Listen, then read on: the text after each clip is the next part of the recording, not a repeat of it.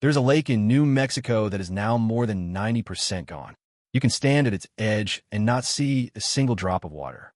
Elephant Butte sits at 9.6% full, a reservoir built to hold more than 2 million acre-feet of water. Once the largest man-made lake on the face of the earth, has been reduced to a shrinking brown smear in the desert. The dam that holds it back was finished in 1916 and was an engineering wonder of its age. Today, the water behind it has dropped to 4,311 feet of elevation. That is roughly 94 feet below where the lake is supposed to sit. 94 feet of water gone. 1 year ago, this same reservoir was 11.9% full.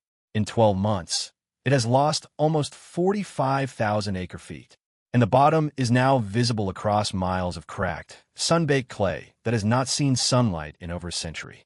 Right now, more water is leaving this lake every single second than is flowing in. But here is the part that no one is putting on a postcard. There's a town built on the shore of this lake. Its economy, its summers, its entire reason to exist is the water. And the town is named Truth or Consequences. A place literally named after a gamble is watching the thing it bet everything on evaporate into the New Mexico sky. The federal government is now openly projecting that by late August, this reservoir could fall to 2% of capacity. 2%, lower than it has been in 70 years. And the people who live there cannot stop it, because the water that is left is not really theirs to keep. The snow that feeds this lake did not melt slowly this spring.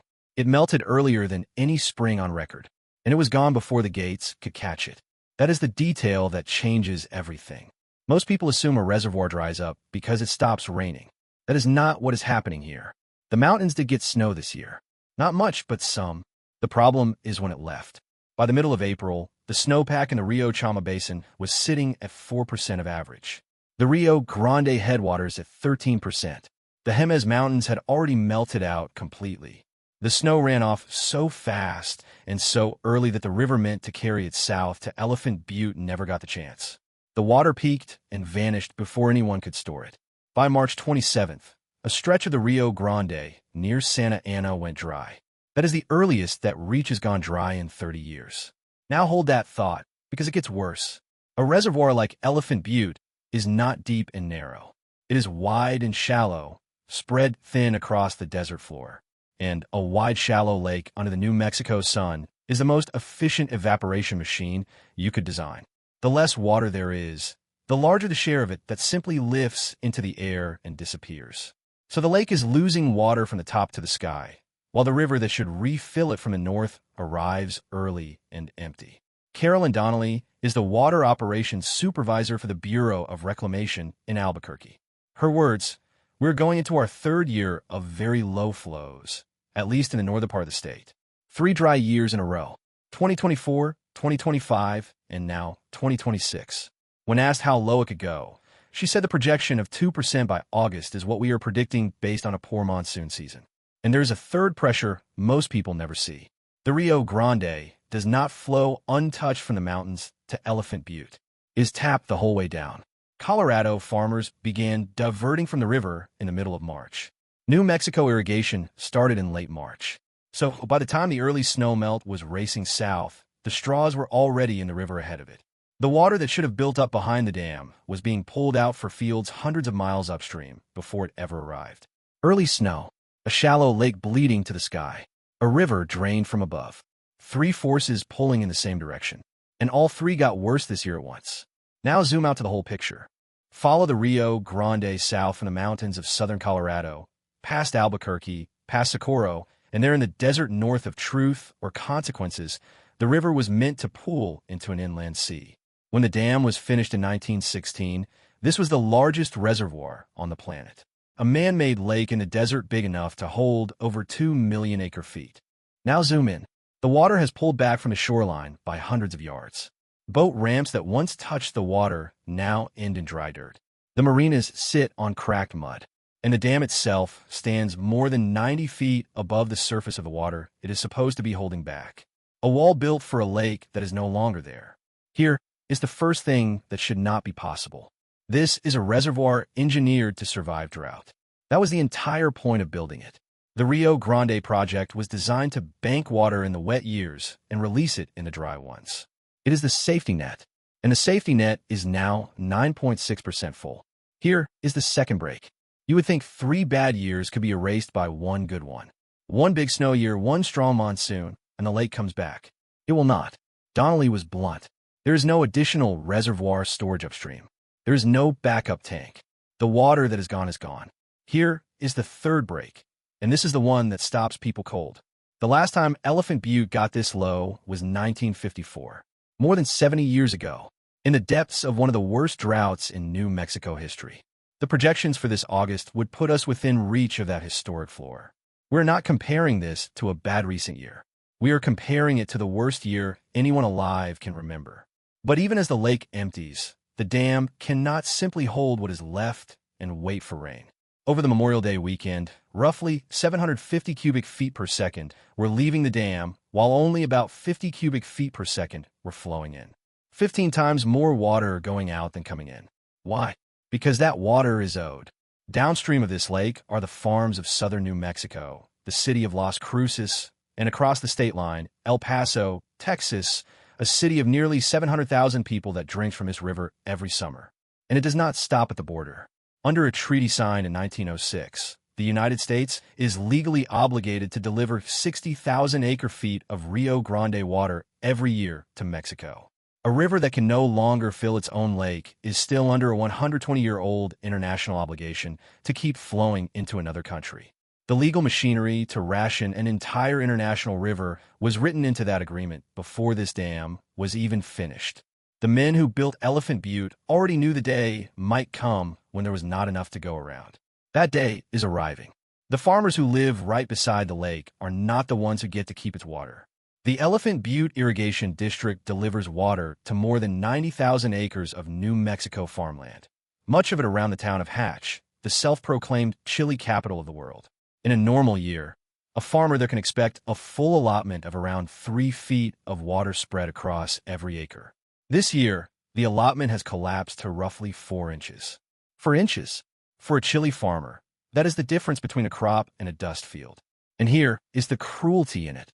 The water leaving the dam at 750 cubic feet per second is flowing right past those fields, headed downstream to satisfy obligations that do not pause for a dry year.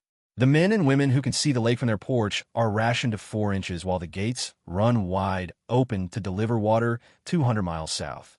Gary Esslinger has managed the Elephant Butte Irrigation District for more than 3 decades. He has watched this district swing between full allotments and lean years. But 4 inches across 90,000 acres is not a lean year. It is a triage decision. Now, let me bring you to the shoreline. This Memorial Day weekend, about 35,000 people came to Elephant Butte. The year before, it was around 60,000. The town watched nearly half its biggest holiday crowd simply not show up. Jonathan Horsley, the superintendent of Elephant Butte Lake State Park, said it as plainly as a man can. We do expect the water to go down. We are an irrigation reservoir. Only 2 boat ramps were usable.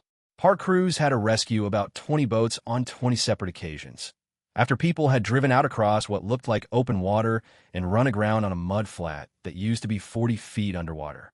The lake is now so shallow and so changed that the old maps in people's heads no longer match the bottom. Neil Brown owns the marinas at the state park.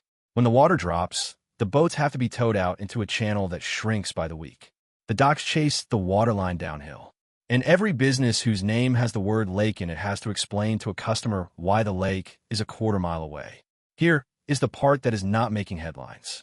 The institutions are now bracing for this to be the new normal, not a one-year emergency.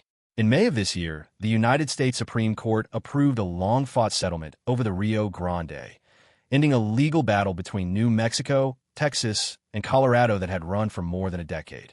The terms tell you everything about where this is going. New Mexico is now required to cut its groundwater pumping along the river by 18,200 acre-feet every year within the next decade. And officials have already said the easiest way to hit that target is to buy up farm water rights and retire the farmland. The plan to save the river involves permanently taking farms out of production. The same farms around Hatch and Las Cruces that are already down to 4 inches of water this year. The drought is the crisis on the surface. Underneath, it is a slower, permanent reckoning over who gets to keep farming in the desert at all. John Irigaray, The acting area manager for the Bureau of Reclamation in Albuquerque framed the whole season in one sentence. Being faced with a third dry year in a row is a big challenge. I am confident our team will work closely with all stakeholders to make the available water supply stretch as far as possible. Listen to what that actually says. The goal is no longer to fill the lake. The goal is to stretch what is left. The conversation has quietly shifted from recovery to rationing. Everything now rests on the monsoon. In a normal summer, late-season storms roll up from the Gulf and dump rain across New Mexico. A strong monsoon could slow the decline. But the official projection already assumes a poor one. And that is how the Bureau of Reclamation arrives at 2% by late August. If the rains come, the lake limps to the end of the irrigation season and starts next year from an even lower floor. If the rains fail, this reservoir could approach a level it has not seen since 1954, with no upstream storage to draw on and a fourth dry year potentially waiting behind it. And every year the lake sits this low and this shallow. More of whatever water arrives is lost straight to the sky before anyone can use it. The hole gets harder to climb out of the longer you stay in it. So here is the question the people of truth or consequences are living with right now. What does a lake town do when the lake leaves first? What happens to a region when the safety net built a century ago to survive exactly this kind of drought is itself 9% full? And if the largest man-made reservoir in New Mexico, anchor of an entire river system feeding 2 states and a foreign nation, can be drawn down to 2% in a single dry stretch, what exactly is holding the rest of it up? Stand on that cracked lake bed in the heat. The clay is split into plates wide enough to step between. The old water lines stain on the rock far above your head. The smell of dry mud and dust hanging in air that should be cool over water. The boats are still being towed toward a shrinking channel. The gates at the dam are still running open. The farmers are still counting their 4 inches. And Elephant Butte is still dropping.